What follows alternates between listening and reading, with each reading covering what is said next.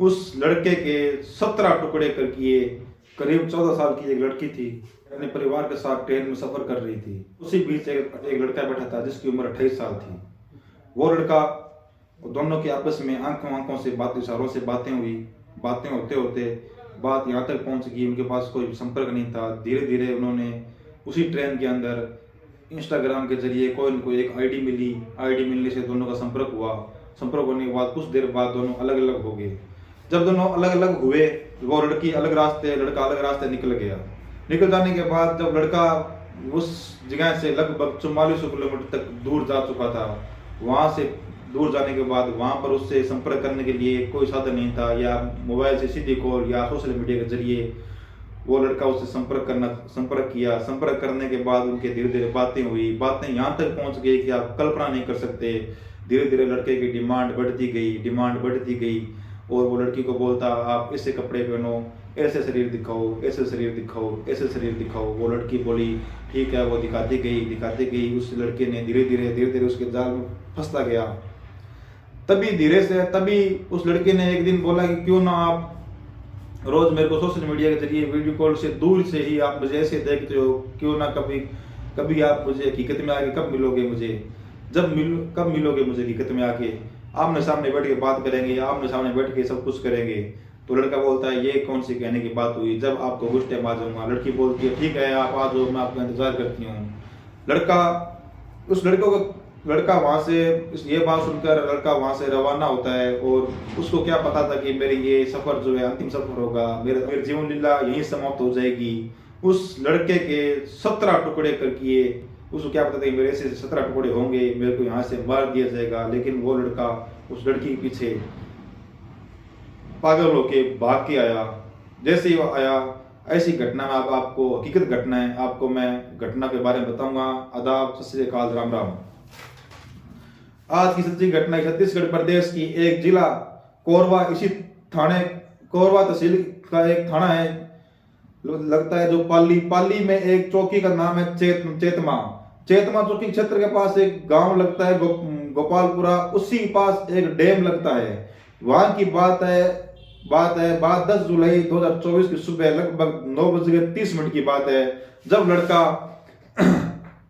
वहां से निकलने के लिए तैयारी करता है। तो उस लड़की का एक पहले का कोई एक बॉयफ्रेंड था। उस बॉयफ्रेंड से वो लड़का बोलता है, जिसका नाम राजा खान था। राजा खान के मैटर के ऊपर, राजा खान के बारे में वो लड़का कई बार पूछता है ये कौन है। वो लड़की यही बताती है कि ये मेरे भाई है। तो राजा खान ने उस लड़की को बोला कि क्यों ना इसके पास इतने रुपए हैं, जब भी तू डिमांड करती है रुपए के लिए, तू जब भी तू डिमांड करती है इतने रुपए चाहिए, वो लड़का भेज देता है। जब भी तू बोलती है आज इतने चाहिए, वो लड़का भेज देता है। तेरी हर रुपए की डिमांड पूरी होती है। क्यों ना इस डिमांड को, इस जितने रुपए हैं वो रुपए इकट्ठे ले लिए जाए और इसकी बात करते हैं। तो लड़की ने बोला ठीक है, अच्छा रहेगा। अपने ऐसे जो भी इसके पास जितने सारे रुपए हैं एक साथ ही वसूल लेते हैं। तो लड़का वो वहां से रवाना होता है। रवाना होते देर उसने मुंबई तक टिकट करवाते ही वो लड़की वहां पर मुंबई आ गई। वो लड़का भी, राजा खान, मुंबई पहुंच गया। पहुंचने के बाद दोनों को बातचीत हुई। बातचीत होते होते लड़के से बोला कि राजा खान ने उसके गले पर चाकू लगाया। चाकू लगाते ही बोला कि जितने माल है सारा पैसा दे दो। तो लड़की बोलती है आप ऐसे क्या, लड़का बोलता है आप ऐसे क्या कर रहे हो, आप ऐसे कैसी मजाक कर रहे हो, मैं तो मिलने के लिए आया हूँ आपसे, आप आते ऐसी मजाक शुरू कर दी। लड़की बोलती है मजाक नहीं, हकीकत है। आपके पास जितना पैसा है हमें पैसा दो और आप यहाँ से निकल जाओ। लड़का बोलता है मेरे पास इतना कोई पैसा नहीं है। तो जैसे ही ये बात बोली तो उस राजा खान लड़के ने उस चक्कू से उसकी हत्या कर दी। राजा खान ने उसे चक्कू मार के उसकी हत्या कर दी। हत्या करने के बाद धीरे से जट ने उसे गला काट दिया। गला काटने के बाद धीरे धीरे उसके 17 टुकड़े किए। 17 टुकड़े करने के बाद उस टुकड़ों को, वहां एक डैम था, जिस डैम के अंदर, वो डैम इतना बड़ा, इतना गहरा डैम था जिसके आप सोच नहीं सकते। अगर इस बार उसके अंदर एक आदमी गिर जाए तो गिर जाने के बाद उस आदमी को पता तक नहीं चलता आदमी कहाँ गया, कहाँ से आया, कोई पता नहीं चलता। उन्होंने ये प्लानिंग बनाई कि उसके टुकड़े करके इस डैम में फेंक देते हैं। फेंकने के बाद कोई पता नहीं चलेगा, मर्डर यहीं समाप्त हो जाएगा और अपने सुरक्षित निकल जाएंगे। लेकिन उन्हें क्या पता था कि एक दिन यही मर्डर उनका जीवन लीला उनकी भी समाप्त हो जाएगी। जैसे तैसे करके वो उस लाश को टुकड़े करके बैग में डाल, पिट्ठू बैग में डाल के दोनों जने निकलने के बाद डैम के पास पहुंचे। जैसे ही धीरे धीरे टुकड़े फेंकने की कोशिश की तो कुछ टुकड़े डैम के अंदर फेंक पाए। तभी एक पेट्रोलिंग करती हुई पुलिस की गाड़ी निकल रही थी, जिसको 112 कर लो, कोई भी पुलिस की गाड़ी थी जो पेट्रोलिंग कर रही थी। तो उन्होंने सोचा पुलिस ने देख लिया, वो घबरा गए। पुलिस ने भी उनको देख लिया, लेकिन पुलिस वालों ने उन्हें कुछ नहीं कहा। क्यों नहीं कहा? पुलिस वालों कुछ नहीं कहा कि उन्हें क्या, पुलिस वालों क्या पता ये क्या कर रहे हैं। और वो घबरा गए क्योंकि वो खुद ऐसी घटना को अंजाम दे रहे थे ताकि वो किसी को पता न पाए। और वहां से वो दोनों निकल गए। कुछ टुकड़ों को तो उन्होंने डैम में भगा डाल दिए, लेकिन कुछ टुकड़े बैग में डाल के घर पर लिए। जैसे रूम पर पहुंचा, वो रूम पहुंचने के बाद उन टुकड़ों को फ्रिज में सजा दिए। सजाने के बाद जैसे जैसे टाइम निकलता गया, वैसे वैसे टुकड़ों को निकाल के कहीं ठिकाने लगाने शुरू कर दिए और धीरे धीरे उन टुकड़ों को कहीं एक पहाड़ियों में फेंक दिए। और कुछ दिन बाद जैसे टाइम निकलता गया, कुछ दिन बाद वहां से एक आदमी गुजर रहा था। तो गुजरते हुए उसको बदबू की थोड़ी महसूस हुई। तो उसने देखा कि इस बदबू कहां से आ रही है, रास्ते के ऊपर ऐसी बदबू आ रही है, क्या चीज है, क्या देखते हैं। तो देखा तो वहां कुछ ऐसे टुकड़े पड़े थे लाश के, कि आप पहचान नहीं पा रहे थे, कुत्तों से नोचे हुए। और तो उसने नजदीक वहां से लाया, शोर शराबा किया, नजदीक फिरते हुए लोगों को इकट्ठा किया। इकट्ठा करने के बाद लोगों से बताया कि ये करके ऐसे यहाँ पर ये टुकड़े पे हैं, लाश के टुकड़े पड़े हैं किसी व्यक्ति किए हुए।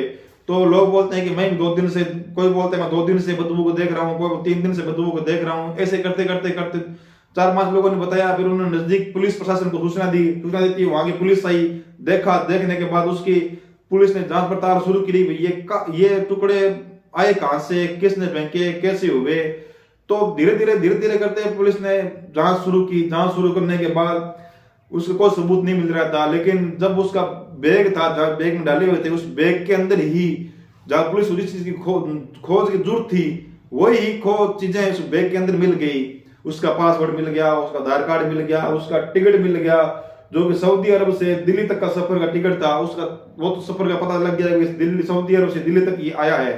उस टिकट पर उनके एड्रेस से धीरे धीरे पासवर्ड से पता किया। पता करने के बाद उनका एक एड्रेस, वो लड़का छत्तीसगढ़ की राजधानी रांची का एक व्यक्ति था, उसका नाम था मोहम्मद तसीम। मोहम्मद तसीम के घर तक पहुंचने की कोशिश करने के बाद जब उसके वहां पर पुलिस के सिपाही वहां गए, बात बताई, उनको खबर दी कि ऐसे करके ऐसी है, हमें आपका परिवार के ये मिला है, पासवर्ड है, आधार कार्ड है, ये टिकट मिला। तो उन्होंने बोला कि ये तो मेरा भाई है। उसका भाई का नाम था मोहम्मद वसीम। तो मोहम्मद वसीम और कुछ लड़के, कुछ परिवार के, कुछ साथ के लोग, 4-5 लोग थाने पहुंचते ही उसके बारे में पूछते हैं। पुलिस वाले जांच पड़ताल शुरू करते हैं। तो शुरू करने के बाद वो बोलता है कि ये शांत स्वभाव का लड़का था, कम ही बोलता, किसी से कम ही बात करता था। 10 दिन से 7-8 दिन से एक बार या फोन करके घर के हालचाल पूछ लेता था। तो ये खुद फोन करके अपने हालचाल बता देता था, शांत था। लेकिन ये हमें नहीं पता कि ये वहां से कैसे आया, क्यों आया, किस कारण आया। लेकिन हमारे लिए तो यहाँ से दुबई चला गया था, दुबई से किस कारण आया कोई पता नहीं चला। पुलिस ने जांच पड़ताल शुरू की।